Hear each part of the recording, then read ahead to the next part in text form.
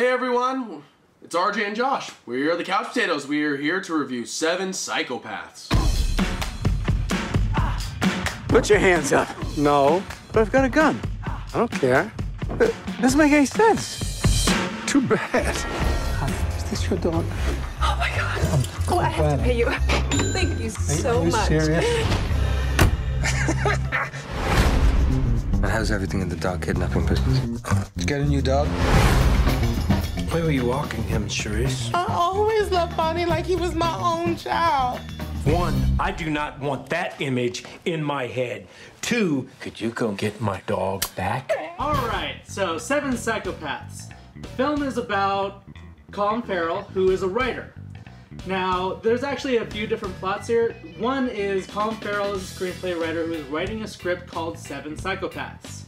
And he has some inspiration from a good friend of his played by Sam Rockwell, and throughout the entire film he's meeting all sorts of different people who inspire these characters in his script. Now, a second part of the plot is we actually have kind of an undertone plot, which is Sam Rockwell and Christopher Walken stealing dogs and collecting rewards. Exciting. Yeah. Well, we both were really excited going into the movie. When we saw the trailer, I was pretty pumped because it was fun to see Christopher Walken in a funny role again. Sam Rockwell. I'm not a fan of Colin Farrell, but this film, when I saw it, I was impressed. I was honestly impressed by Colin Farrell. I totally agree, and also something we need to bring up is the fact that this film is the sophomore effort of Martin McDonough, a guy who made In Bruges a few years back, which by all accounts was stunning. And as everyone knows, the sophomore film is the one everyone's gonna judge. Yeah, this film was actually written and directed by him, and my God, this was so perfectly paced, this was perfectly edited, this was perfectly directed. This film was phenomenal, and the script was amazing. It's definitely one of my favorite scripts of the year so far. Absolutely, totally gotta agree. Now, 7 Psychopaths. 7 great actors in a total film. Now I'm curious, Josh, who is your favorite psychopath? It's hard to say because Christopher Walken is always amazing. Tom Waits, though, was a little unnecessary. I thought he was a phenomenal actor in the movie, but Sam Rockwell stole the show, man. He was phenomenal. He had an amazing monologue that just blew me away. His acting in this was the best I've ever seen of him, and it was breathtaking.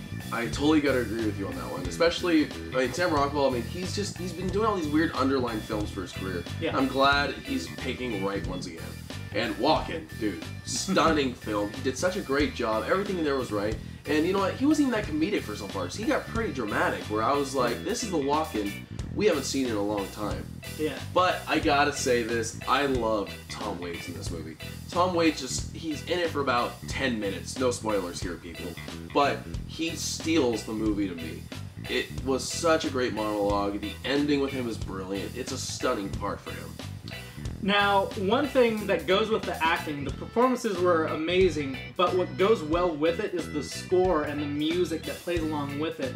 Along with the dialogue, the music, and the acting so perfectly woven together, it's just an emotional ride, but a hilarious one too.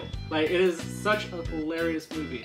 I think I was more impressed with the music because they chose almost folkish type songs, which I was like, okay, with a movie like this, you know, it's dark, very gritty for most of the film, and they picked really fun folk songs, very upbeat for a lot of it. And I just thought that was a cool little contrast for them to do.